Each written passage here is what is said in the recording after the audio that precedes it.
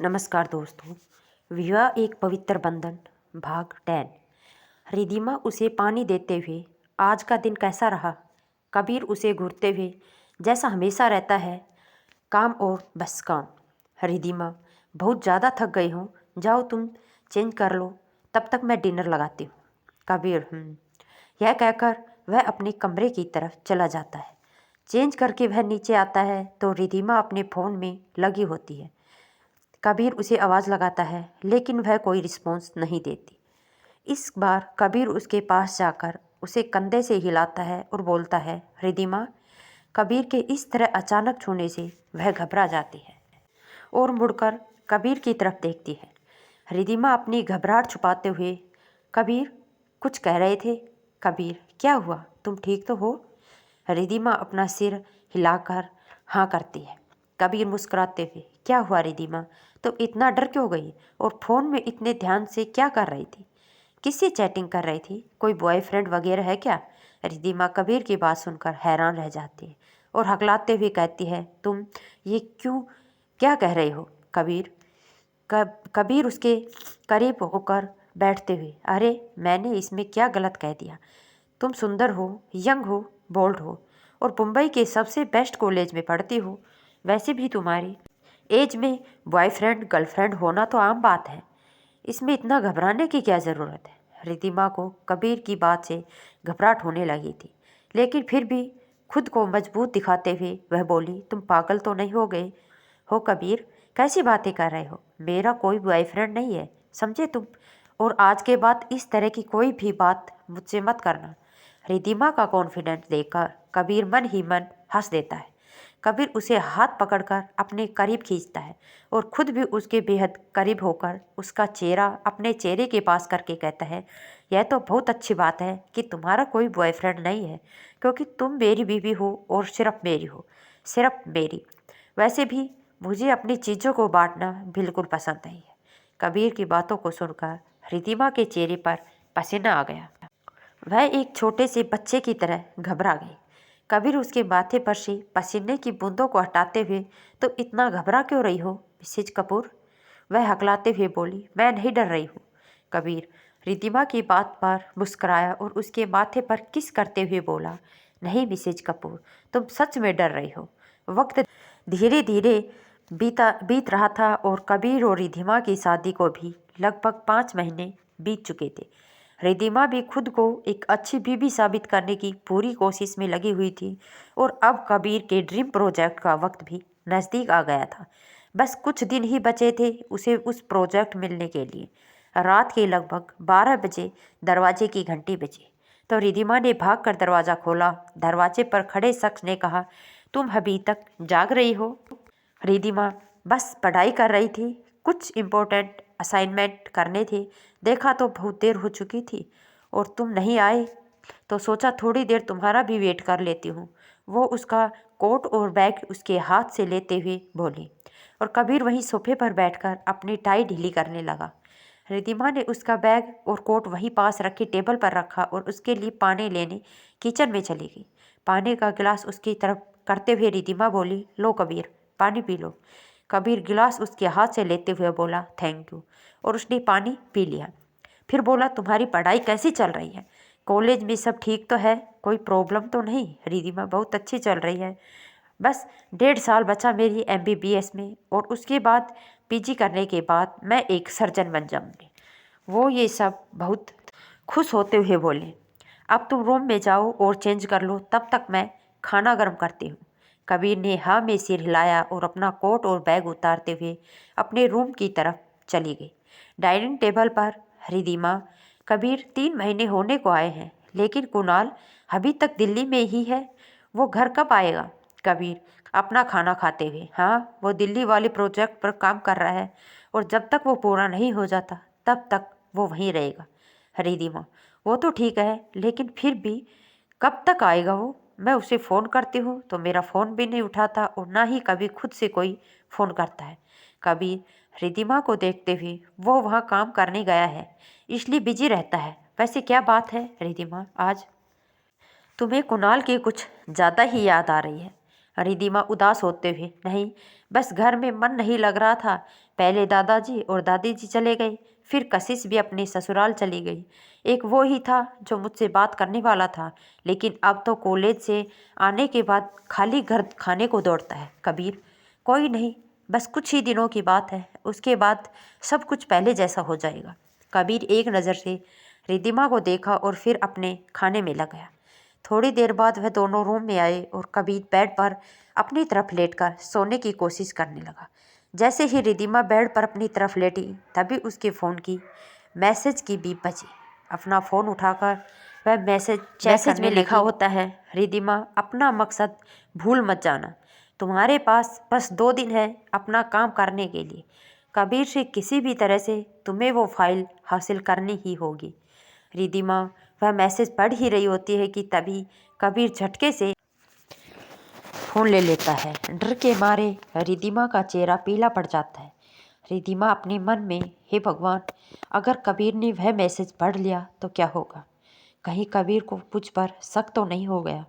कहीं मेरा सारा प्लान चौपट न हो जाए? कबीर, मिसेज कपूर, यह तो बहुत गलत बात है। तुम्हारा इतना हैंडसम पति तुम्हारे बराबर में लेटा हुआ और तुम हो कि इतनी रात को अपना ध्यान अपने पति पर लगाने की बजाय फ़ोन में लगाई हुई हो। यह कहते कहते वह रिद्धिमा के और करीब खिसक गया। रिद्धिमा ने उसे एक झूठी मुस्कुराहट दी। मेरा फ़ोन। रिद्धिमा ने बस इतना ही कहा था कि कबीर ने उसके होठों पर अपनी उंगली रखकर उसे चुप करा दिया।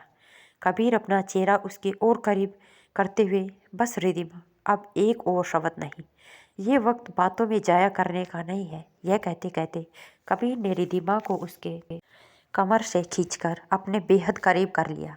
उन दोनों के चेहरों के बीच बस कुछ इंच का ही फासला बचा था। रिद्धिमा को कबीर की सांसें अपने चेहरे पर महसूस हो रही थी। रिद्धिमा बड़ी मुश्किल से बोली, प्लीज़ कबीर, अभी नहीं। लेकिन कबीर को तो जैसे उसकी कोई बात सुनाई ही नहीं दी। कबीर रिद्धिमा की गर्दन पर अपने होठों को घुमाने लगा।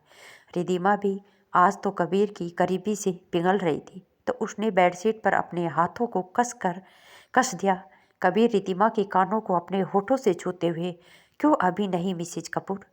तुम्हें मेरा छूना पसंद नहीं? रिद्धिमा इसकी इस हरकत पर पूरी तरह से सिहर उठती है। वह अपने मन में, क्यों कबीर की करीबी मुझे पिघला देती है? क्यों मैं उससे दूर जाना चाहती हूँ लेकिन फिर भी दूर नहीं हो पाती? क्यों उससे इतनी नफरत करने के बावजूद भी उसका छूना मुझे अच्छा लगता है? मैं उसे रोकना चाहती हूँ, फिर भी उसे क्यों मना नहीं कर पाती हूँ? अगर मैं यह कहूँ कि उसका इस तरह मेरे करीब आना मुझे अच्छा लगता है, तो शायद यह गलत नहीं होगा। मेरे साथ क्यों हो रहा है? क्यों? लेकिन कबीर, इसके लिए इस तरह की फीलिंग्स मेरे मन में आना गलत है। ये तो ईशान के साथ धोखा होगा और मैं उसे धोखा नहीं दे सकती। यह सोचते सोचते उसने कबीर को खुद से दूर करने का फैसला किया और उसे दूर करने के लिए उसने अपने एक हाथ से कबीर के बालों को पकड़ लिया। लेकिन कबीर पर तो इसका कोई असर ही नहीं हुआ। उसने रिद्धिमा के टॉप को उसके शोल्डर से नीचे किया और उसके शोल्डर पर जोर से किस करने लगा। वह कभी उसके गालों को छूता, कभी उसके होठों को। कभी कबीर के होठ रिद्धिमा की गर्दन पर घूमते, कभी उसके कंधे पर। साथ ही साथ उसके हाथ रिद्धिमा की खाली कमर पर घूम रहे थे। रिद्धिमा ने भी कबीर की टी शर्ट कसकर पकड़ ली थी। कुछ देर बाद कबीर ने रिद्धिमा को छोड़ा तो, लेकिन उसकी गर्दन पर हल्का सा काट लिया, जिससे रिद्धिमा की हल्की सी चीख निकल गई। उसके बाद उसने उसी जगह निशान पर अपने होठ रख दिए। रिद्धिमा उसकी इस हरकत पर पूरी तरह हैरान थी। उसे समझ नहीं आ रहा था कि कबीर क्या करने की कोशिश कर रहा है। कबीर रिद्धिमा की आंखों में आंखें डालकर बहुत ही धीमी आवाज़ में धमकी भरे अंदाज में बोला, तुम सिर्फ मेरी हो मिसेज कपूर, और यह निशान मेरे प्यार का सबूत है जो कभी भी फीका नहीं पड़ेगा। और अगर ऐसा हुआ भी तो तुम्हें इसी तरह की प्यार की निशानियाँ और भी मिलेंगी। तुम सिर्फ मेरी हो और मेरी ही रहोगी, समझी? कबीर की धमकी भरी बात सुनकर रिद्धिमा एक बार को कांप उठी। उसके बाद कबीर ने उसके माथे को चूमा और बिस्तर पर अपनी तरफ लेट गया। तभी उसने एक हाथ से रिद्धिमा को अपनी ओर खींचा और अपनी बाहों में भरकर बोला, सो जाओ मिसेज कपूर। उसने रिद्धिमा को अपनी बाहों में इस तरह से जकड़ रखा था जैसे अगर उसने छोड़ा तो वह हमेशा के लिए उससे दूर हो जाएगी। रिधिमा उसके बर्ताव से पूरी तरह हैरान थी। वह अपने मन में खुद से बोली, कबीर हमेशा मेरे साथ क्या करने की कोशिश करता है? करीब आकर भी पूरी तरह से करीब नहीं आता। मुझ पर अपना हक तो जमाता है, लेकिन उस हक को पूरी तरह कभी नहीं लेता। ऐसा क्यों क्यों करता है कबीर? वह मुझसे आखिर चाहता क्या है? इस तरह मेरी गर्दन पर यह निशान देने का क्या मतलब था, जबकि वह अच्छी तरह से जानता है कि उसके और मेरे बीच इस तरह का कोई रिश्ता नहीं है। इधर कबीर अपने मन में हद होती है रिधिमा, गिरने की भी, लेकिन तुम्हारे गिरने की तो कोई हद ही नहीं। किस तरह की लड़की हो तुम, जो अपने मकसद को पूरा करने के लिए खुद को उस इंसान को सौंपने के लिए भी तैयार हो जिससे तुम प्यार भी नहीं करती। मुझे तो लगा था कि तुम मुझसे परेशान होकर दूर हो जाओगे और सारा सच उगल दोगे, लेकिन नहीं, तुम तो बड़ी मजबूत निकली। मेरे साथ सब कुछ करने को भी तैयार हो गई, लेकिन सच बताने को नहीं। रिधिमा बहुत धीरे से बोली, मेरा फ़ोन कबीर। कबीर उसका सर सहलाते हुए, प्लीज़ रिधिमा सो जाओ, मैं तुम्हारा फ़ोन खाने वाला नहीं हूँ। उसके यह कहते ही रिधिमा ने झट से आंखें बंद कर ली और सोने का नाटक करने लगी। थोड़ी देर बाद रिधिमा ने उठकर देखा तो कबीर उसकी कमर को कस कर पकड़कर सो रहा था। बड़ी मुश्किल से उसने खुद को उसकी पकड़ से ढीला किया और अपना फ़ोन उठाकर उसमें से एक मैसेज डिलीट करने लगी, लेकिन तभी उसका फ़ोन रिंग करने लगा। वह तो शुक्र था कि फ़ोन वाइब्रेशन पर था, इसलिए कबीर ने उसकी आवाज़ नहीं सुनी। कबीर फ़ोन की आवाज़ सुन लेता तो ना जाने रिधिमा का क्या होता। रिधिमा ने बड़ी मुश्किल से खुद को कबीर की पकड़ से छुड़वाया और फ़ोन लेकर बालकनी में चली गई। रिधिमा फ़ोन पर, हेलो। फ़ोन पर दूसरी तरफ कोई लड़की थी। वह लड़की, रिधिमा तुमने कबीर से वह फाइल ली? रिधिमा, नहीं दी, अभी तक तो नहीं। उसने वह फाइल लाकर लॉकर में रख रखी है और उस पर पासवर्ड भी लगा रखा है जो मुझे नहीं पता। रिधिमा फ़ोन पर बड़ी ही धीमी आवाज़ में बात कर रही थी ताकि कबीर उसकी आवाज़ सुनकर ना उठ जाए और उसकी बातें ना सुन ले। फ़ोन पर दूसरी तरफ से, रिधिमा तुम जानती भी हो कि इस बस हमारे पास सिर्फ 2 ही दिन बाकी हैं। अब तक तुम्हें पासवर्ड भी पता नहीं चला तो तुम कैसे उसमें वह फाइल लोगी? एक बात अच्छे से समझ लो रिधिमा, अगर वह फाइल हमें नहीं मिली तो हम कभी भी उसे नहीं हरा पाएंगे। रिधिमा परेशान सी बोली, आई नो दी, लेकिन मुझे नहीं समझ आ रहा कि मैं अब क्या करूं, कैसे उस पासवर्ड का पता लगाऊं। फ़ोन पर दूसरी तरफ से, उम्मीद करती हूँ रिधिमा कि तुम नहीं भूली होगी कि उसने मेरे साथ क्या किया है और अब हमें उसके साथ क्या करना है। रिधिमा गुस्से से, नहीं दी, मैं कुछ नहीं भूली हूँ। मैं आपका बदला लेकर ही रहूँगी, आपको इंसाफ दिलाकर रहूँगी, चाहे इसके लिए मुझे कुछ भी क्यों ना करना पड़े। अच्छा दी, मैं आपको कल सुबह फ़ोन करती हूँ। यह कहकर उसने फ़ोन काट दिया और कमरे में आकर वहीं पड़े काउच पर लेट गई। लेटे लेटे उसे पता ही नहीं चला कब उसकी आंखों से आंसू बहने लगे और वह कुछ महीने पहले उस दिनों में चली गई जब उसे यह सब पता चला था, जहाँ से इस सब की शुरुआत हुई थी। लगभग 2 महीने पहले की बात है, जब कबीर ने रिधिमा को कॉलेज की गेट पर छोड़ा और रिधिमा सीधा अपनी क्लास में चली गई। आज रिधिमा सुबह से ही परेशान थी क्योंकि नैना और शिवन्या दोनों में से कोई भी कॉलेज नहीं आया था। नैना की तबीयत ठीक नहीं थी और शिवन्या अपने पेरेंट्स से मिलने बाहर गई हुई थी। जैसे तैसे करके रिधिमा ने अपने पहले 2 लेक्चर अटेंड किए और फिर वह कैंटीन में चली गई। वह अपनी कॉफ़ी पी रही थी, तभी उसके सामने ईशान आकर बैठ गया। ईशान, हाय। रिधिमा, कैसी हो? रिधिमा, हाय। ईशान, मैं ठीक हूँ, तुम कैसे हो? ईशान, जैसा हूँ तुम्हारे सामने हूँ। तुम्हारे बिना तो मेरा दिल ही नहीं लगता, ऐसा लग रहा है जैसे मैं सांसें ले रहा हूँ, जीने को तो मन ही नहीं करता। रिधिमा ईशान के हाथ पर हाथ रखकर, प्लीज़ ईशान, मैंने तुमसे कितनी बार कहा है कि तुम ऐसी बातें मत किया करो। ईशान, छोड़ो इन बातों को, मैं तुम्हें आज किसी से मिलवाना चाहता हूँ। ईशान के कहने पर रिधिमा उसे नासमझी से देखने लगी। ईशान ने रिधिमा का हाथ पकड़ा और बोला, ऐसे मत देखो, चलो मेरे साथ, देर हो रही है। रिधिमा, लेकिन ईशान, पहले ये तो बताओ कि तुम मुझे कहाँ लेकर जा रहे हो और किससे मिलवाना चाहते हो? ईशान, क्या बात है रिधिमा, तुम्हें अब मुझ पर विश्वास नहीं रहा? रिधिमा, नहीं, ऐसी बात नहीं है, लेकिन फिर भी तुम मुझे बता तो सकते हो, वैसे भी मेरे अभी इम्पोर्टेंट लेक्चर बाकी हैं। ईशान, ओ प्लीज़ रिधिमा, कम से कम तुम तो ऐसी बातें मत किया करो। तुम किसी से भी नोट्स ले सकती हो, लेकिन अभी तुम्हारे लेक्चर से ज़्यादा ज़रूरी तुम्हारा उस इंसान से मिलना है, तो प्लीज़ चलो मेरे साथ। रिद्धिमा हार कर ठीक है चलती हूँ और वह अपना बैग उठाकर ईशान के साथ कॉलेज से बाहर आ जाती है। ईशान रिद्धिमा के लिए गाड़ी का दरवाज़ा खोलता है और रिद्धिमा जाकर पैसेंजर सीट पर बैठ जाती है और ईशान ड्राइविंग सीट पर और वह गाड़ी को स्टार्ट करके वहाँ से चला जाता है। जिस तरफ ईशान इशारा करता रहा रिद्धिमा नज़र उठाकर वहाँ देखती और वहाँ एक लड़की बैठी थी जो ईशान की बड़ी बहन थी, काम्या। रिद्धिमा के लिए ये पहली बार था जब वह ईशान के किसी फैमिली मेम्बर से मिल रही थी। उसने आज तक बस उसकी बड़ी बहन के बारे में सिर्फ सुना था, आज वह उनसे पहली बार मिल रही थी।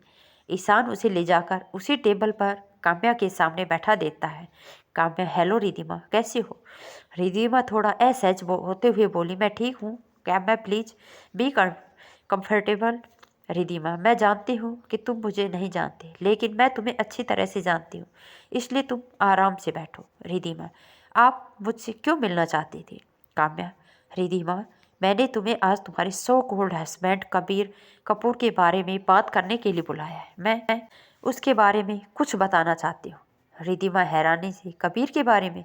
काम्या, हाँ, कबीर के बारे में। उसका एक ऐसा सच जिसे कोई भी नहीं जानता और जिसे दुनिया से छुपाकर वो सबकी नज़रों में भान बन बैठा है, लेकिन उसका एक घिनौना चेहरा भी है जो सिर्फ मैं जानती हूँ। रिद्धिमा घबराते हुए, ऐसी भी क्या बात है दी? मेरा दिल बहुत घबरा रहा है, प्लीज़ आप मुझे सच सच बताइए। काम्या, वह कबीर के बच्चे की माँ बनने वाली थी। रिद्धिमा यह सुनकर अपनी सीट से खड़ी हो जाती है।